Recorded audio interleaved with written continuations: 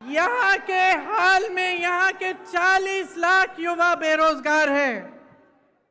2018 में इन्होंने कहा था कि हर महीने 3,000 रुपए बेरोजगारी का भत्ता मिलेगा। आपको मिल रहा है ये भत्ता?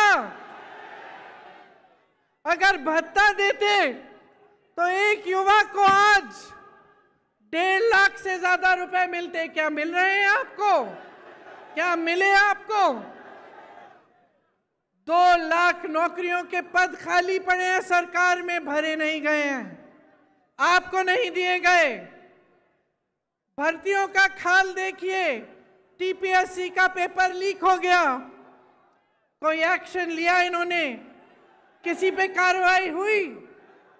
जिन बच्चों ने मेहनत से पढ़ाई की थी, जिनके माता पिता ने अपनी मेहनत और ईमानदारी की कमाई से उनकी फीस दी थी ट्यूशन के लिए, उनकी कोई मदद, कोई सहायता हुई?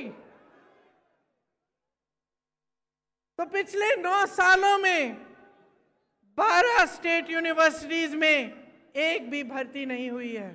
सोचिए आप, ओस्मानिया जैसी तमाम यूनिवर्सिटीज टीचर्स और फंड की कमी से जुड़ रही हैं। एक भी सरकारी यूनिवर्सिटी नहीं बनाई गई। प्राइवेट यूनिवर्सिटी जरूर बनाई हैं जिसमें आपको लूटा जाता है और फीस इतनी ज्यादा होती है कि आधी जनता तो उसको दे नहीं पाती।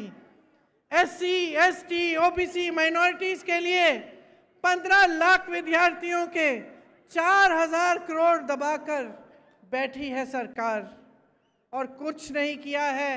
भर्तियां नहीं हो रही हैं अध्यापकों की, कोई नौकरियां नहीं मिल रही हैं युवाओं की। तो ये परिस्थितियां हैं आज आपकी।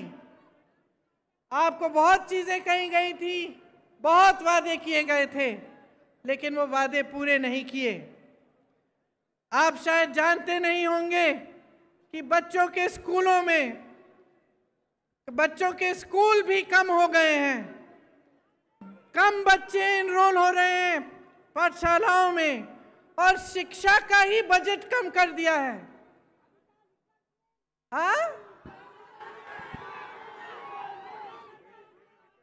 आप सोचिए, आप सोचिए,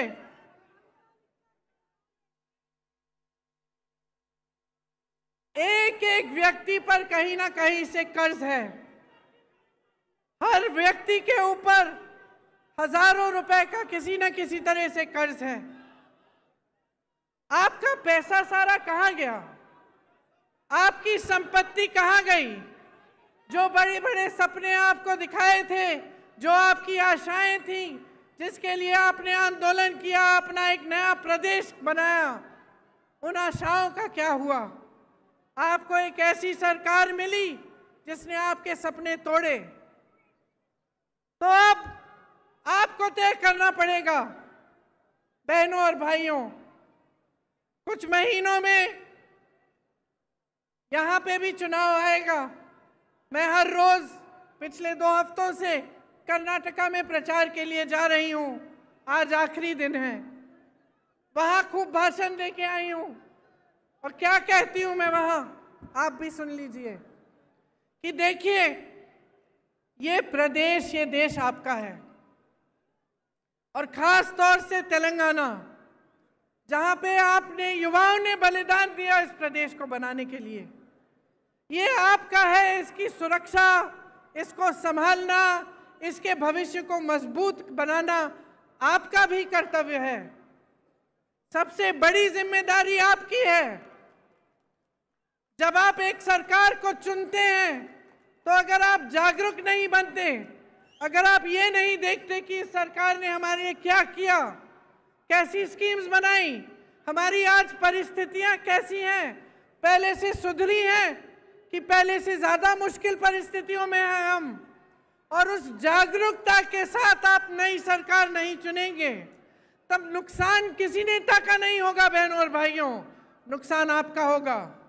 नुकसान मेरी बहनों आपका होगा, आपके बच्चों के भविष्य का होगा। तो ये चीजें बहुत गहराई से आपको समझनी चाहिए। आपने अपना पूरा आंदोलन देखा। आज आप यहाँ पे जब मुझे कहते हैं कि मैं इंदिरा अम्मा जैसी एक नई इंदिरा अम्मा हूं। ये हल्की बात नहीं है बहनों और भाइयों, ये हल्की बात नहीं है। जब आप ऐसे कहते हैं तो मुझे अपनी जिम्मेदारी का एहसास होता है, क्योंकि आप उस महिला को याद कर रहे हैं जो 40 साल से पहले ही गुजर चुकी हैं, शहीद हो गई देश के लिए 1984 में। आज हम 2023 में हैं, लेकिन आप उनको श्रद्धा के साथ, श्रद्धा पूर्वक, प्रेम के साथ याद कर रहे हैं। और आप अभी भी आशा रख रहे हैं कि उनकी तरह कोई आपकी मदद करे, क्योंकि वो एक ईमानदार नेता थी, अपनी देश के लिए समर्पित थी और आपके भविष्य के लिए समर्पित थी। तो जब आप ऐसा कहते हैं तो मेरे मन में एक बहुत बड़ी जिम्मेदारी का एहसास होता है कि आपके सामने खड़े होकर मैं ना झूठे वादे कर सकती हूँ, ना झूठी बातें बता सकती हूँ, और आपके सामने जब मैं खड़ी होती हूँ तो ईमानदारी से मैं सच बोलना चाहती हूँ और मैं यही कहना चाहती हूँ जिसमें आपकी भलाई है। इसीलिए आपने सोनिया अम्मा का नाम भी लिया, और आपको मालूम है कि आपके प्रदेश को बनाने में उनकी भूमिका बहुत रही। मैं उनकी बेटी हूँ। यहाँ अगर आपके सामने खड़ी हूँ तो मैं समझती हूँ कि ये निर्णय उन्होंने पूरी जिम्मेदारी से लिया और वे भी आपके लिए आजीवन समर्पित रही। तो अब आपकी भलाई की बात क्या है? आपकी भलाई की बात यह है कि आप एकदम जागरूक बने। आजकल जैसे राजनीति यहाँ चल रही है पूरे देश में, कि काम कोई नहीं कर रहा है, दूसरों के काम पर अपना नाम डाला जा रहा है। चुनाव के समय आपकी बातों को करने के बजाय दुनिया भर की बातें चल रही हैं। धर्म के नाम पर, जाति के नाम पर आपको गुमराह किया जाता है, आपके जज्बातों को उभारा जाता है ताकि आपका वोट मिल जाए, सत्ता मिल जाए, और उसके बाद कोई काम करने की जरूरत नहीं है, क्योंकि 5 साल बाद फिर से आपके जज्बातों पर वोट मांगेंगे, अपने काम पर वोट नहीं मांगेंगे, विकास पर वोट नहीं मांगेंगे। ये जो bye bye Modi, bye bye KCR आपने लिखा है, अगर आप सचमुच बाय बाय चाहते हैं तो अपनी जिम्मेदारी को समझिए। जो पार्टियां आपको बता रही हैं उनको परखिए, पढ़िए, देखिए कांग्रेस पार्टी क्या कह रही है।